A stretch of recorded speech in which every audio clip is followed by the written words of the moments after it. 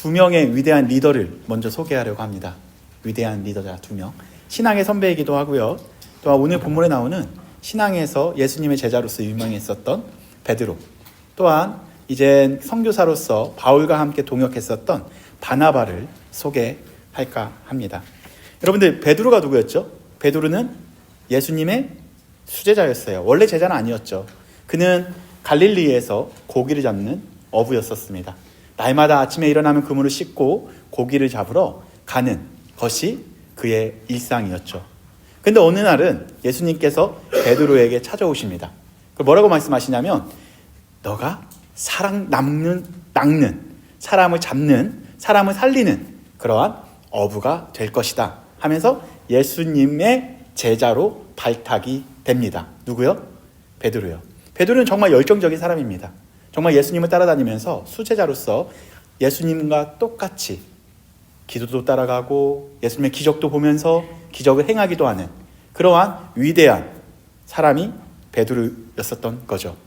하루는 예수님을 십자가에 못 박기 위해서 잡으러 온 사람들의 귀를 자르기도 했었던, 정말 열정이 있는, 예수님을 위해서는 목숨까지 던질 수 있는 그러한 신앙의 사람 베드로였던 거죠. 그런데 베드로는 항상 신앙이 좋았을까요? 그는 위기가 찾아왔었을 때 예수님을 모른다고 배신하기도 했었던 사람입니다. 그러나 그 배신한 베드로에게 예수님께 다시 찾아오셔서 그를 또다시 부활에 목격한 그러한 제자로 삼으십니다. 바로 완전히 변하면서 그는 부활을 목격한 예수님의 사람, 복음의 사람, 하나님의 사람으로 바뀌게 된 거죠. 또 한 사람을 소개할까 합니다. 그 이방인의 최초의 교회 이름이 어떤 교회인지 아시나요? 이방인들이 세운 최초의 교회. 이방인들이 세운 최초의 교회. 안자로 시작합니다. D자로 중간이 D고요. 뭐죠 그럼? 세 글자죠. 맞아요. 역시 우리 교회 성도님들은 성경을 너무 잘 알아요. 그 이방인들이 세운 최초의 교회가 안디옥 교회예요. 그 안디옥 교회에서 두 명을 선교사로 파송을 하죠. 첫 번째가 바울이라는 사람이고, 또 한 사람이 누굴까요? 똑같이 바자로 시작해요? 맞아요. 바나바가 최초의 선교사로 파송이 됩니다. 그래서 바울과 바나바가 그 교회의 제1호 선교사가 되면서 어디 지역을 함께 선교를 했냐면, 이방인들이 많이 살고 있는 갈라디아 지역을 함께 다니면서 하나님 나라의 복음을 전합니다. 바나바에 대해서 정말로 성경에서는 크게 칭찬을 합니다. 안디옥 교회에서도 제일 뛰어난 사람, 신앙적으로 타고난 사람, 그 사람을 바울과 함께 동역해서 그 사역을 할 수 있도록 보낸 사람이 바로 바나바입니다. 바로 초대교회의 리더로 인정받는 사람, 그리고 하나님의 사람, 복음의 사람, 그 바나바가 오늘 등장을 하는 거죠. 베드로 또한 바나바, 오늘 그 두 사람이 등장을 하는데, 오늘 그 어떤 일이 생기냐면요, 바울이 이 바나바와 바울을 책망을 하는 장면으로 오늘 본문이 시작이 되는 거죠. 참 아이러니하죠. 그렇게 신앙의 연수도 좋고 신앙의 선배인 바울과 바나바를 누가 책망하는 거예요? 이제 막 예수님을 열정적으로 믿었던 열정의 사람 바울이 그렇게 살면 안 돼요, 그렇게 하면 안 돼요 라고 책망을 하게 된 거죠. 되게 재밌죠? 오늘 본문이 바로 이 본문입니다. 오늘 베드로와 바나바, 그때 당시는 보게 되면, 왜 이런 장면을 잠깐 아주 간단하게 소개를 해드리자면, 식사가 굉장히 중요한 걸로 여겨집니다. 전통적으로 누구랑 함께 식탁 교제를 하느냐가 정말 중요한 거죠. 그러니까 죄인들과 함께 식사하는 것은 죄인과 동일시 되는 거예요. 그것처럼 오늘 바울과 바나바는 누구와 식사를 했었냐면요, 바로 유대인들이 아닌 이방인들과 식사를 하게 됩니다. 지금 바울과 바나바는 복음의 사람, 그리고 예수님의 그 복음을 위해서 헌신했었던 그러한 사람들이었는데, 오늘 눈치를 보기 시작을 한 거죠. 다시 말해, 이방인들과 식사를 하는데 야고보와 함께 있었던 사람들이 잠깐 이곳을 방문을 합니다. 온다라는 소식을 듣고 나서 먼저 베드로는 그 자리를 몰래 뜬 거예요. 왜? 욕 얻어 먹을까 봐. 그러니까 예루살렘에서 온 사람들이 비난할까 봐. 그 비난을 듣기 싫어서 몰래 그 자리를 뜨게 된 거죠. 그리고 베드로가 그 자리를 뜨는 걸 보니까 주변에서 함께 식사를 함께 했었던 남은 유대인들도 있었습니다. 다시 말해 이방인들과 몇 명의 유대인들과 베드로와 바나바가 함께 식사를 한 거죠. 근데 지금 어디에서? 본보교회인 예루살렘에서 어떤 사람들이 온 거예요. 그걸 보고 피해보기 싫어서 몰래 자리를 뜬 거죠. 왜? 율법으로 이방인처럼 됐다 정죄받을까 봐 그렇게 1차적으로 베드로가 피했고요. 그 베드로의 피함을 보고 누가 따라 했었을까요? 바로 남은 유대인들이 베드로가 몰래 자리를 뜨는 걸 보고 따라서 자리를 뜹니다. 그 대부분 다 떴죠. 그리고 그 장면을 보고 누가 따라간 거예요? 마지막으로 바나바도 그 자리를 떠나게 됩니다. 그러면 그 자리에 남은 사람들은 누구만 남아있는 걸까요? 그 자리에 남아있는 사람들. 누구? 이방인들만 남아있는 거죠. 네. 이런 장면입니다. 이런 장면을 보고 나서 바울이 바로 바나바와 베드로에게 다음과 같이 이야기하는 장면이 오늘 백그라운드입니다. 라는 것을 이렇게 이해하시고 오늘 본문으로 함께 들어가면 좋겠습니다. 이렇게 신앙의 연수와 경력이 많은 그 사람들이었죠. 아까도 잠깐 봤지만 바울은 어떤 사람? 예수님의 제자. 그의 CV를 볼까요? 이력서를 한번 보게 되면 이력서가 대단해요. 이력이. 예수님의 제자, 또 부활을 목격한 사람, 그리고 변화산에 가서 또 하나님의 나라를 간접적으로 직접적으로 본 사람이에요. 뿐만 아니라 갈릴리 호수 있죠. 거기를 혼자 걸었었던 사람이에요. 그렇게 신앙이 좋은, 그리고 예수님의 부활을 직접 목격한 그의 이력서를 보게 되면 최고의 신앙인이었었던 거죠. 바나바도 안디옥 교회 최초의 선교사였고 또한 설립을 한 사람이 바로 바나바입니다. 그는 1호 파송 선교사가 되었고요. 언어가 완벽했고요. 갈라디아 선교를 완벽하게 이룬 사람이 바로 바나바였던 거죠. 이러한 두 리더가 이력도 좋고 경력이 좋은 이 신앙적으로 최고의 리더가 오늘 위기 앞에서 넘어짐을 보게 되는 거예요. 사랑하는 성도님들, 우리도 신앙이 좋다고 여겨질 때가 있지만 연수가 차고 찬다고 이렇게 항상 위기에서 굳건히 서지 못하고 넘어질 때가 있습니다. 수많은 크리스찬 리더들도 위기가 오게 되면 넘어지기도 하죠.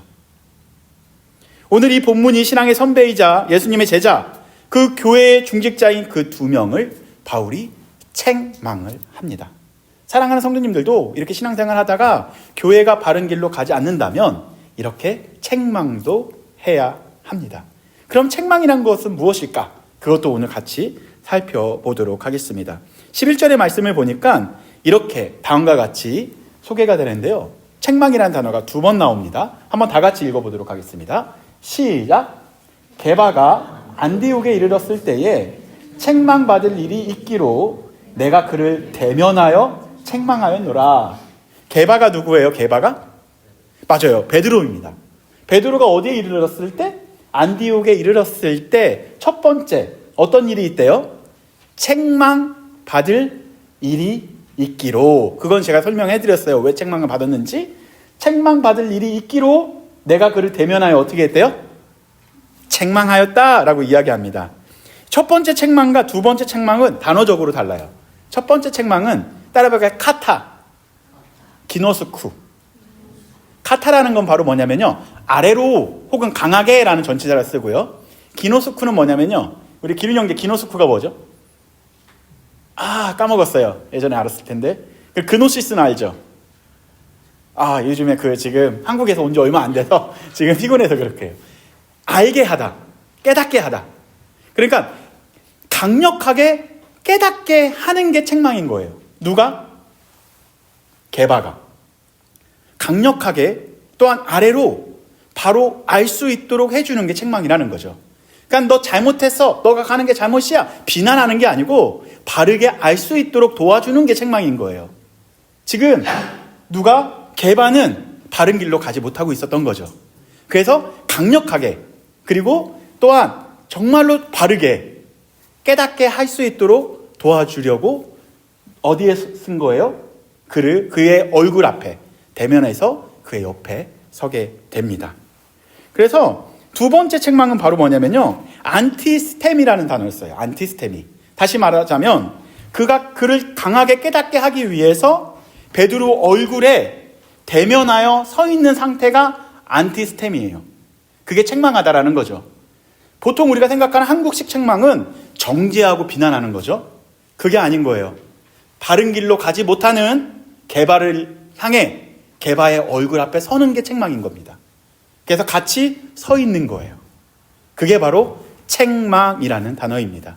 그렇다면 게바는 리더이고 신앙도 좋지만 그는 넘어짐을 경험하죠.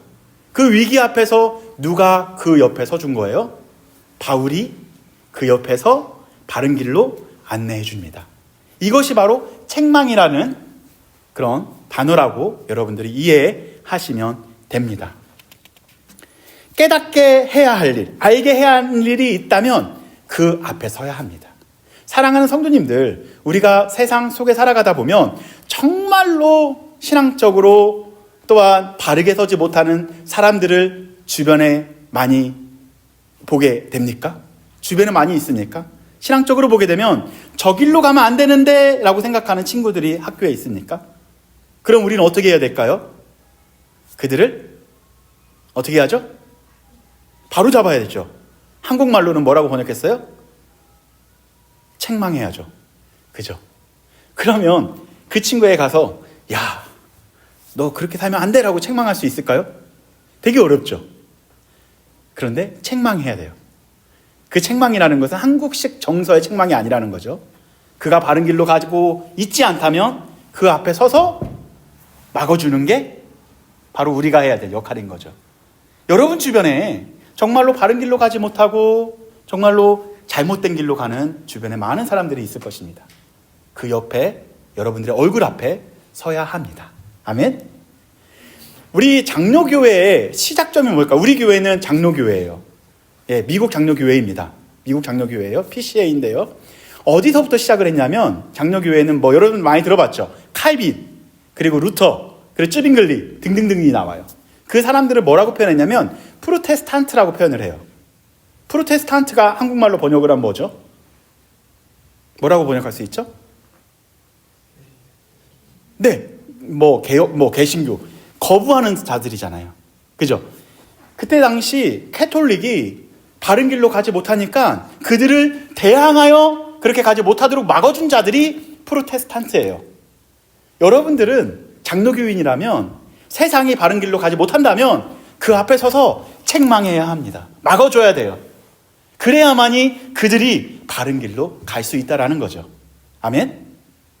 신앙이 좋은 사람도 이렇게 넘어지거든 우리는 쉽게 넘어지지 않을까요? 세상은 더 빠르게 잘못된 길로 가고 있지 않을까요?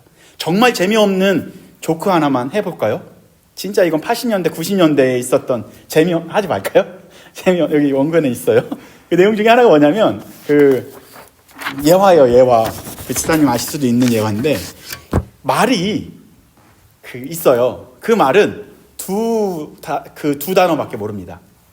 재미없는데. 첫 번째 단어는 할렐루야. 두 번째 단어는 아멘밖에 모르는 말이었었어요. 이거 혹시 아시나요? 이 내용? 모르시죠? 아, 다행이네요. 그 말은 할렐루야 하면은 막 달려요. 근데 아멘 하면 어떻게 될까요? 서요. 그게 정말로 훈련이 잘 된 말이었어요. 하루는 그 말을 타고 산에 가게 됩니다. 너무 신나니까 할렐루야 한 거예요. 근데 막 달리다 보니까 절벽이 있는지도 모르고 계속 달린 거죠. 너무 당황한 뭐라고 할까? 기수라고 할까요? 그 사람은 서는 단어가 생각이 안 난 거예요. 조금만 더 가면 죽을 텐데, 낭떠러지에 떨어질 텐데, 그때 그에게 지혜가 생긴 거죠. 하나님께 기도해야겠다. 하나님께 기도를 했어요. 하나님, 이 말이 제발 멈추게 해주세요. 예수님의 이름으로 기도합니다. 아멘 하니까 정말로 선 거예요. 왜 선 거예요? 하나님이 기도를 들어주셔서? 아니죠. 아멘이라는 이야기를 들어서 그 말을 서게 됩니다. 너무 신나서 그 말 주인은 할렐루야를 외쳤다고 합니다. 이게 바로 책망인 거예요. 뭐가? 아멘. 절벽 앞에 놓여있는 걸로 달려오는 그 말을 향해서 여기는 가면 안 돼요 라고 막아주는 게 책망이라는 거죠. 여러분 주변에 신앙의 연수가 있고 혹은 기독교인이 아니더라 할지라도 여러분 주변에 바른 길로 가지 못하고 다른 길로 가는 사람들이 있으니까 여러분들이 바로 책망해야 합니다. 그들 얼굴 앞에 서 있어야 합니다. 아멘. 그래서 우리 기독교인은 오히려 죄가 많은 곳에서도 서 있어야 돼요. 아니 피해야 될 때도 있죠. 우리가 연약하면 피해야 될 곳도 있지만 세상 가운데서 우리가 그들을 바른 길로 갈 수 있도록 서 있어주는 것이 여러분들이 해야 될 역할입니다. 저번 주에 잠깐 방문하신 집사님 가정이 있었어요. 그 가정 그 남편 되시는 집사님께서 이런 고백을 하시더라고요. 소그룹 할 때 되게 불편했었대요. 어떤 게 불편했냐면 성경 말씀을 보다 보니까 이렇게 살면 안 되겠다라는 마음이 찔림이 있었다고 하더라고요. 그 성경책을 주신 분이 민경진 집사님이셔서 그 말씀을 원래 신앙이 있지 않았었던 형제분이셨는데요. 말씀을 읽다 보니까 내가 이렇게 살면 안 되구나 하면서 불편함 때문에 교회에 가기를 시작하고 신앙생활을 더욱 열심히 했다라고 합니다. 그래서 저희 교회까지 잠깐 방문을 하셨었는데요. 저는 그 이야기를 들으면서 이 생각을 했어요. 그 불편함이 축복이다. 아멘. 여러분들 기독교인으로 살아가다 보면 굉장히 불편하지 않아요? 무언가 이대로 가면 안 될 것 같고 더 많이 하나님을 위해서 살아가야 될 것 같고 성경을 읽다 보면 내가 가는 길이 잘못된 길인 것 같고 그런 것이 계속 교정된다라는 거 생각을 해본 적이 없으십니까? 그것이 바로 복음이 여러분들에서 반응하고 있다라는 것을 증명하고 있는 거죠. 아멘? 아멘. 그래서 바르게 여러분들을 갈 수 있도록 그리고 여러분들이 그 불편함을 통해서 축복의 길을 갈 수 있도록 다른 길이 아닌 바른 길로 갈 수 있도록 여러분들이 인도하는 것이 바로 그의 성령의 역할이라는 거죠. 두 번째로 한번 보도록 하겠습니다. 두 번째, 누구에게 우리가 초점을 바꿔볼 거냐면요. 바로 바나바에게 우리의 초점을 바꿔보도록 하겠습니다. 이 바나바도 유혹이 됩니다. 어떤 유혹을 받았는지 그 13절을 읽어보도록 하겠습니다. 다 같이 한번 읽어보겠습니다. 시작. 남은 유대인들도 그와 같이 외식함으로 바나바도 그들의 외식에 유혹되었느니라. 아까 배경 설명을 했기 때문에 무슨 내용인지 이해가 되셨죠? 그러면 남은 유대인들은 누구였었어요? 바울을 따라 그 자리를 떠난 사람들. 그죠? 이곳에 있으면 나에게 손해구나. 나에게 이익이 없구나 해서 그 자리를 떠난 사람들입니다. 종교적으로 내가 우아함을 보여주고 싶었었던 사람들이었던 거죠. 그와 함께 외식함으로, 외식끼리는 밥을 먹는다는 뜻이 아니에요. 그렇게 뭔가 종교적으로 잘 보이려는 모습을 보이는 것이 외식인 거예요. 외식이라는 단어는 연기자가 무대 위에 서 있을 때 자기 모습이 아니라 연기하는 모습을 표현할 때 쓰는 게 그 외식이라는 거죠. 그죠? 뭔가 신앙이 좋은 척 했었던 거죠. 그래서 신앙이 좋은 척을 보이기 위해서는 이 자리를 떠나야만 했었던 겁니다. 그 모습을 보고 남은 유대인들에게 영향을 받아서 바나바도 그들의 외식에 유혹이 됐다라는 거예요. 바나바는 정말로 신앙이 좋았었던 이때 당시에 넘버원이 어쩌면 바나바였어요. 신앙에 있어서 최고의 신앙의 본받을 사람이 바나바였던 거죠. 그런데 그도 무엇 때문에 휩쓸려 간 거예요? 공동체의 분위기에 휩쓸려 간 거죠. 그죠? 다 떠나니까 나 혼자 여기 있으면 손해일 것 같아 하고서 그들과 함께 편승해서 그쪽으로 가게 됩니다. 여기서 보게 되면 유혹되다, 이 단어가 바로 뭐냐면요. 따라해볼까요? 순은 함께라는 뜻이에요. 함께. 아파구라는 단어는 이끌림 받다예요. 함께 이끌림 받다. 다시 말하자면 바나바는 누구에게 이끌림을 받은 거예요? 공동체에게. 공동체의 분위기에게 자기도 모르게 휩쓸려 간 거예요. 그죠? 자기 신앙이 아무리 올바로 서 있다고 하더라도 대부분의 사람들이 그 자리에 떠나게 되면 자기가 잘못되는 것 같아서 또 그곳에 편승해서 그 분위기에 휩싸여서 이끌려 가게 되는 경우도 많이 있습니다. 같이 휩쓸려가다, 함께 끌려가다, 신앙이 좋고 인정을 받아도 또한 선교의 경험이 풍성해도 복음이 없이는 함께 끌려갈 수밖에 없는 게 바로 우리의 연약함이라는 거죠. 파도가 작을 때는 상관이 없어요. 안 끌려갈 수 있어요. 파도 타고 신나게 놀 수 있다는 거죠. 그러나 그 파도가 쓰나미처럼 강한 파도가 우리에게 온다면 우리도 어쩔 수 없이 불가항력적으로 휩쓸릴 수밖에 없다라는 것입니다. 오늘 바나바는 개인적으로 신앙은 매우 단단했지만 훌륭했지만 집단이 그러한 공동체의 분위기가 이를 휩쓸어 갑니다. 13절 다시 한번 읽어볼까요? 13절 다시 한번 읽어보면 이해가 됩니다. 시작. 남은 유대인들도 그와 같이 외식함으로 바나바도 그들의 외식에 유혹을 내었느니라. 결국 그의 신앙과는 상관이 없이 분위기에 공동체의 흐름에 대세에 흔들려 버리게 된 거죠. 복음으로 중심된 공동체가 아니면 다른 공동체의 가치가 또한 그들의 제일 중요하게 여기는 그러한 것들이 우리를 흔들어 버릴 수 있다라는 거죠. 세상은 강력한 공동체로 묶여져 있습니다. 여러분들의 인생을 누가 좌우하고 있죠? 학생 때는 교수가 여러분들의 성적을 좌우하고 있잖아요. 그죠? 어렸을 때는 선생님이 여러분들의 성적을 여기는 아닌가요? 내신이 없나요? 여기는 그냥 개인이 잘하면 잘 받을 수 있겠네요. 예, 우리 때는 다르네요. 저희 때는 선생님들이 채점해서 주는 거 아니었나요? 어쨌든 아무쪼록 대학교에 가게 되면 교수의 추천서가 강력하다라는 것은 요즘에 느끼고 있어요. 취업을 준비하면서 그런 거 많이 느끼죠. 교수의 추천서 하나가 강력하다라는 것을 우리가 느끼면서 살아가고 있습니다. 그러나 교수의 추천도 중요하지만 성령의 도우심 하나가 여러분들을 바르게 인도한다라는 것을 우리는 믿고 살아가야 돼요. 아멘. 여러분들의 인생을 누가 추천해 줘야 되는 거예요? 바로 성령이 추천해 줘야 합니다.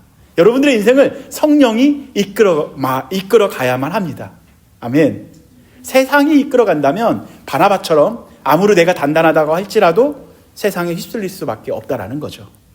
그러나 성령의 추천, 성령의 도우심, 성령의 인도하심은 우리는 복음 위에 단단하게 설 수 있게 된다라는 것이죠. 세상의 공동체가 여러분들의 마음과 생각을 흔들어버리고 가치관을 혼란스럽게 할 것입니다. 하지만 복음의 공동체는 여러분들이 복음의 사람으로 살아갈 수 있도록 끊임없이 여러분들을 책망할 겁니다. 무엇이요? 복음이요. 무엇이요? 성경 말씀이요. 무엇이요? 성령이요. 여러분들은 날마다 책망한다라는 거죠. 아멘.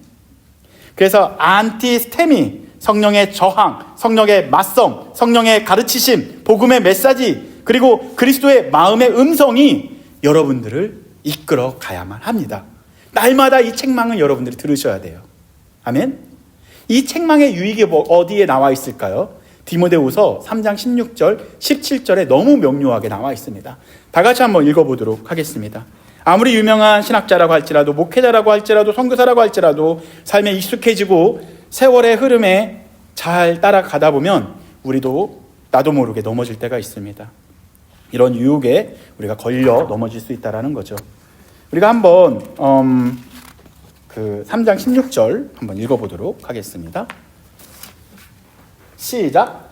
모든 성경은 하나님의 감동으로 된 것으로 교훈과 책망과 바르게 함과 의로 교육하기에 유익하니 17절 시작. 이는 하나님의 사람으로 온전하게 하며 모든 선한 일을 행한 능력을 갖추게 하려 함이라. 아멘. 그 영어로 보게 되면 주어가 뭐예요?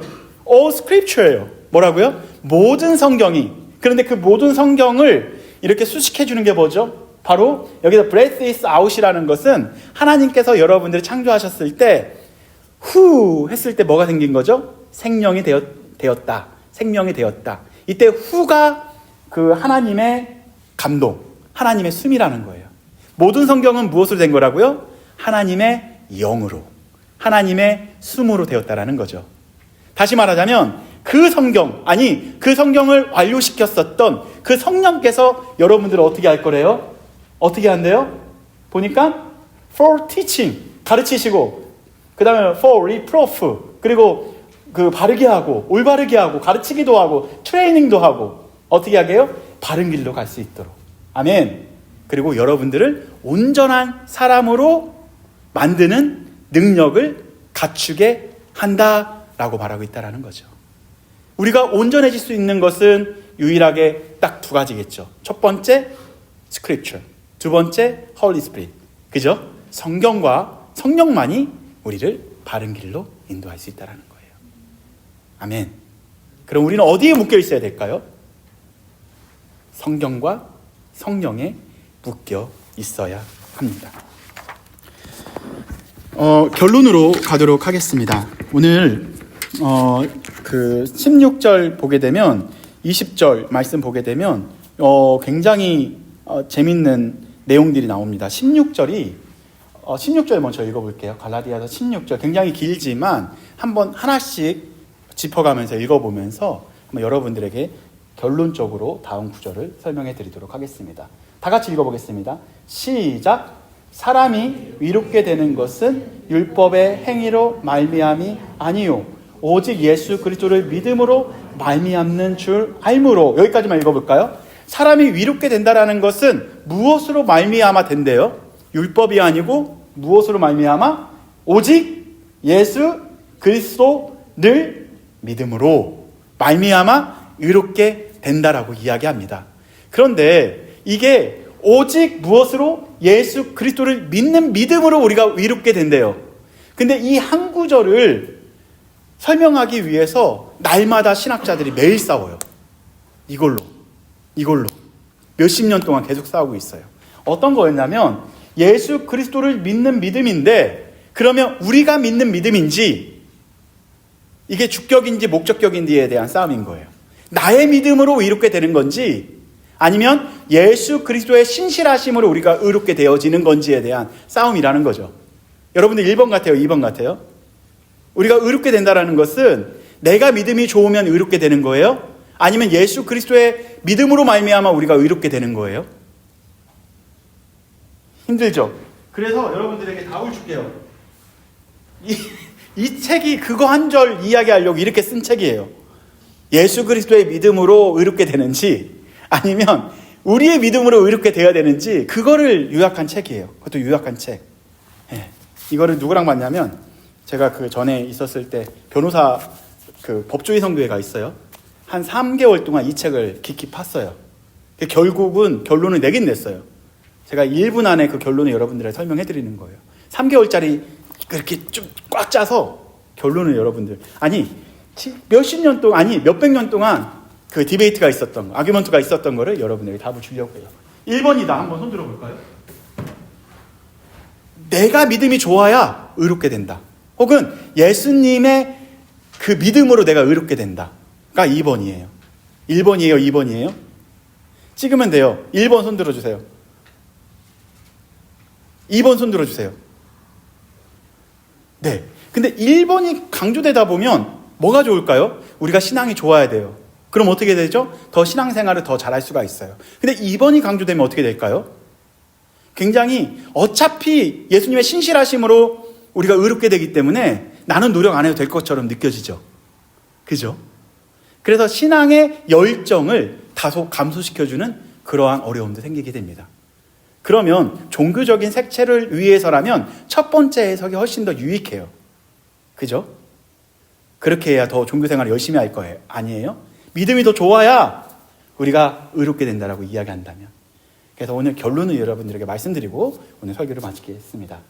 여기도 보게 되면 그 율법의 행위로 말미암는 것은 아니고 오직 예수 그리스도를 믿는 믿음은, 첫 번째 그 믿음은 그리스도의 신실하심으로 해석하면 돼요.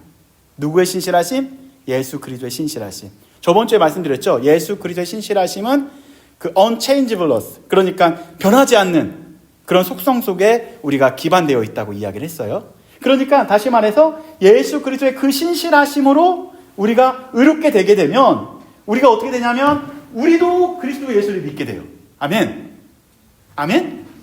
그래서 예수 그리스도의 신실하심으로 우리가 예수 그리스도를 옳게 믿을 수 있다는 거죠. 아멘. 우리가 예수 그리스도를 열심히 믿는 믿음이 되게 중요합니다. 누구를 통해서? 그리스도를 통해서.